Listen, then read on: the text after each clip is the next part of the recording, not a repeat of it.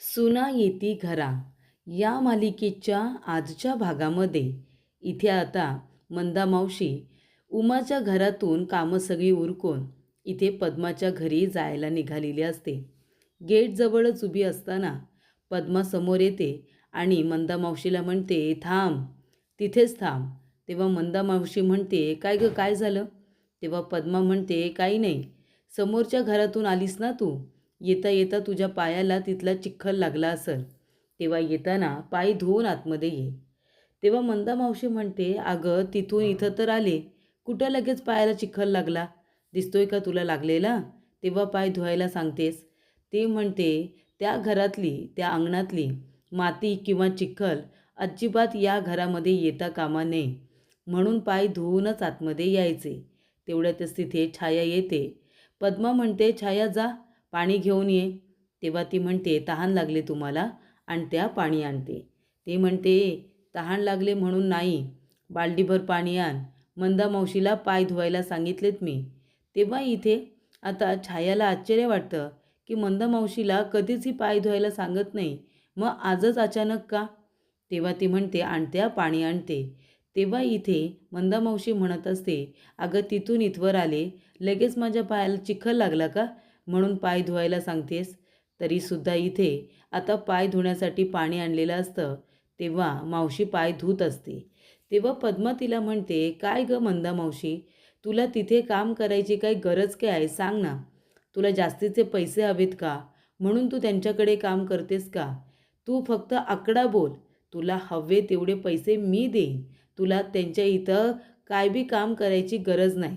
तू सांग बरं, किती पैसे हवेत तुला? तेव्हा इथे मंदा मावशी म्हणते, पद्मा, तुझा पैशांचा रुबाब आहे ना, तुझ्याकडेच ठेव. तुझ्याकडे लई पैसे आहेत ना, ते पैसे तुझ्याकडे ठेव, मला नको. मी हे काम करते ते माणसं जपण्यासाठी, माझ्या समाधानासाठी, आणि मी ते करत राहणार. त्यासाठी तुझा पैसा नको आहे मला, कळलं ना? तेव्हा इथे मंदा मावशीने तिच्याकडून आता पैसे घेण्यासाठी नकारच दिलेला असतो. आणि त्याचबरोबर ती आता पाय धुता धुता छायाला म्हणत असते, अगं त्या घरामध्ये मला माया मिळते, गेल्या गेल्या मान सन्मान मिळतो, माझ्या कामाची किंमत होते तिथे. तुम्हाला माहिती आहे, गेल्यानंतर मला आधी चहा, नाश्ता आणि इथे प्रेमाचे शब्द मला दिले जातात, म्हणून मी तिथे जाते. तुमच्या घरी आल्यानंतर आधी हे करा, ते करा, ते करा, लगेच कामं सांगितली जातात. हा फरक आहे तुमच्यामध्ये आणि तिथे. त्यामुळे पैशांसाठी मी तिथे काम करायला जात नाही, तर मनाच्या समाधानासाठी आणि त्या माणसांसाठी मी तिथे काम करत असते, असं आता मंदा मावशी सांगत असते. तेव्हा इथे आता पद्मा लगेचच घरामध्ये सरळ निघून जाते. त्यानंतर माई टेन्शनमध्ये असतात. तिथे नक्की काय काय घडलं हे माईंना जाणून घ्यायचं असतं. तेव्हा त्या मंदा मावशीची येण्याची वाट बघत असतात. तेव्हा इथे छाया येते आणि म्हणते, काय हो आई, काय झालं? अहो किती फेऱ्या माराल इकडे तिकडे, पाय दुखतील ना तुमचे, शांतपणे बसून घ्या बरं. आणि मंदा मावशीसुद्धा आल्यात. ती म्हणते, काय मंदा आली आहे? ती आल्याशिवाय आणि तिच्याशी बोलल्याशिवाय मला काही शांतता मिळणार नाही बघ. तेव्हा माई म्हणतात, मंदा काय झालं गं तिकडे, काही कळलं का तुला? तेव्हा मावशी म्हणतात, मंदा मावशी, हे बघा, तुम्ही काय बी काळजी करू नका. मला माहिती आहे, माझ्याकडून माहिती घेतल्याशिवाय तुमच्या मनाला शांतता मिळणार नाही. अहो, दारू पिऊन आला होता माधव, पण राघवने दारू प्यायचं नाटक केलं आणि सगळा आळ स्वतःवरती घेतला आणि भावाला वाचवलं. तेव्हा इथे मंदा मावशीने सगळं काही सत्य इथे माईंना सांगितलेलं असतं. तेव्हा इथे हे सत्य उमाने सांगितलेलं असतं. आणि तेव्हा हे सगळं आता मंदा मावशीने माईंना सांगितल्यानंतर राघव किती चांगला मुलगा आहे हे माईंना आधीपासूनच माहीत असतं. तेव्हा माई म्हणतात की, देवा खंडेराया, माझ्या मुलीच्या कुटुंबावरती कुठलंही संकट येऊ देऊ नकोस रे बाबा. सगळ्या मुलांना अगदी गुण्यागोविंदाने एकत्र राहू दे. त्यानंतर अन्विताची गाडी बंद पडलेली असते. चालू करण्याचा प्रयत्न ती करत असते, पण गाडी काही चालू होत नाही. तेवढ्यातच त्या ठिकाणी आता शिवनाथ घरी जायला निघालेला असतो. शिवनाथ बघतो तर काय, अन्विता एकटीच रस्त्यात उभी असते. तेव्हा शिवनाथचं लक्ष जातं. तो आता गाडी थांबवतो आणि म्हणतो, अन्विता बाळा, एवढ्या वेळेला तू इथे काय करतेस? तेव्हा ती म्हणते, काही नाही, माझी गाडी बंद पडली होती. तेव्हा शिवनाथ म्हणतो, अगं गाडी बंद पडली आहे, पण येळ किती झालाय बघितलंस का? एवढ्या रात्रीची इथे एकटी काय करतेस? तेव्हा अन्विता म्हणते, ते कॉलेजमध्ये कार्यक्रम होता ना, म्हणून थांबले होते. घरीच जायला निघाले तर गाडी बंद पडली. शिवनाथ म्हणतो, बाळा, अगं एवढ्या रात्रीचं इथे थांबायचं नाही. रिक्षा वगैरे करायची आणि निघून जायचं. या रस्त्याला माणसं नसतात. गाड्यासुद्धा जास्त इथे थांबत नाही, तुला माहिती आहे ना? आणि वेळ उशीर होणार होता तर घरी कळवायचं ना, कुणीतरी तुला घ्यायला आलं असतं. बरोबर ना? असं पोरीबालीने एकटीने एवढा उशीर इथे थांबायचं नाही. तेव्हा अन्विता म्हणते, मी नाही कुणाला घाबरत, मला नाही कुणाची भीती वाटत. तेव्हा शिवनाथ म्हणतो, घाबरायला कशाला पाहिजे कुणाला? मुलीने कधीच कुणाला घाबरायचं नाही. उलट लढायची ताकद ठेवायची असते, जी की तुझ्यामध्ये आहे. बरं चल, आता एवढी रात्र झाली आहे, इथे थांबू नकोस. चल मी तुला घरला सोडतो. तेव्हा अन्विता म्हणते, तुम्ही? नाही, नको नको, जाईन मी. तेव्हा शिवनाथ म्हणतो, अगं बाळा, काय जाईन मी? अगं इथे तुला गाडी तरी भेटणार आहे का? हे बघ, थांबू नकोस इथे. चल मी तुला घरी सोडतो. आणि बरं का अन्विता, जेव्हा तू इथे सासनकाठी सांभाळलीस तेव्हा मला तुला मनापासून थँक्यू म्हणायचं होतं. तेव्हा बोलता आलं नाही. पण तुला खरं जा मनापासून थँक्यू, तू सासनकाठी सांभाळलीस म्हणून. तेव्हा इथे अन्विताला खूप छान वाटतं. शिवनाथ तिच्याबरोबर सगळं चांगलं चांगलं बोलत असतो. मुलींनी चांगलं शिकावं, चांगलं नावारूपाला यावं, नाव कमवावं. अगं असंच तर मला पण वाटतं. आणि तू ते सगळं करतेस या गोष्टीचा आनंद मला पण आहे. आपल्या कुटुंबामध्ये जुने कितीही वाद असतील, पण म्हणून आपण एकमेकांची मदत करायची नाही असं तर काही नाही ना? हे बघ अन्विता बाळा, कधीही तुला कसलीही मदत लागू दे, बिनधास्त समोर हाक मारायची, कळलं ना? तुझी प्रत्येकजण मदत करणार. तेव्हा इथे शिवनाथ अन्विताला म्हणतो, निघायचं आता. आणि तो आपल्या गाडीवरून अन्विताला आता घरी आणून सोडतो. कुठला इथे तमाशा करत नाही त्या पद्मासारखा, की बघ बघ तुझ्या घरातली मुलगी इतक्या रात्री तिथे एकटी उभी होती, मी तिला घेऊन आलो, असं तो काहीसुद्धा बोलत नाही. तर इथे आता राघव आपल्या भावाला श्रीधरला समजवत असतो.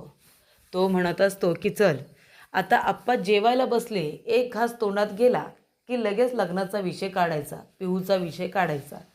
कारण का, आप्पा जेवणाच्या ताटावरती अजिबात चिडत नाही. जेवणाच्या ताटावरती ते समाधानी असतात.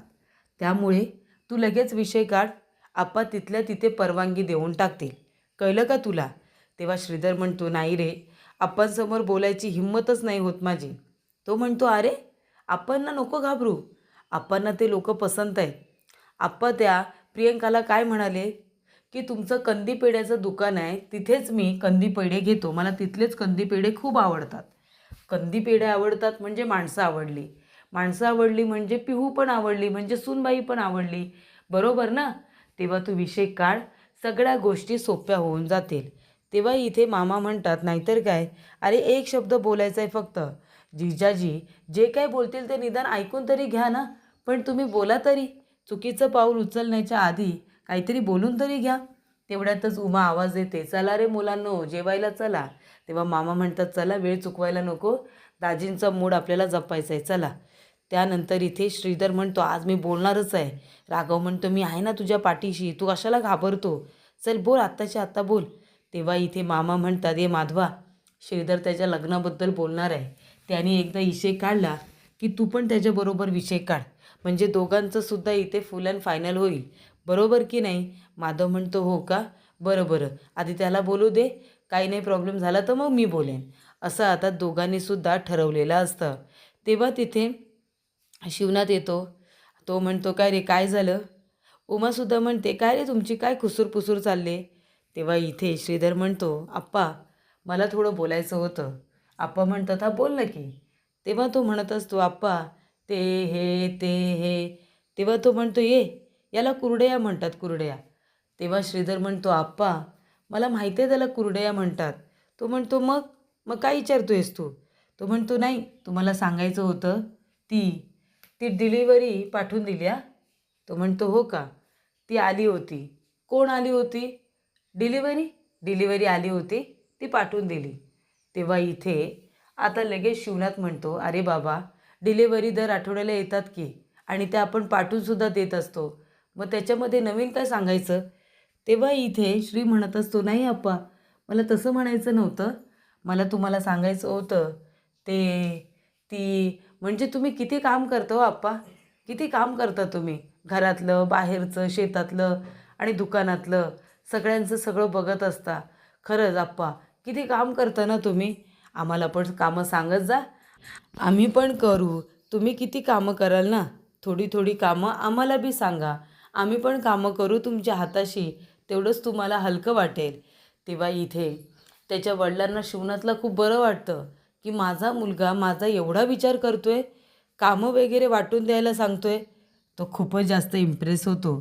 तेव्हा इथे शिवनाथ म्हणतो, बघितलंत ना उमा, ही माझी मुलं, त्यांना आता माझं काम दिसायला लागले आणि म्हणून त्यांनी सांगितलं आहे की आम्हाला पण कामं सांगत जा म्हणून.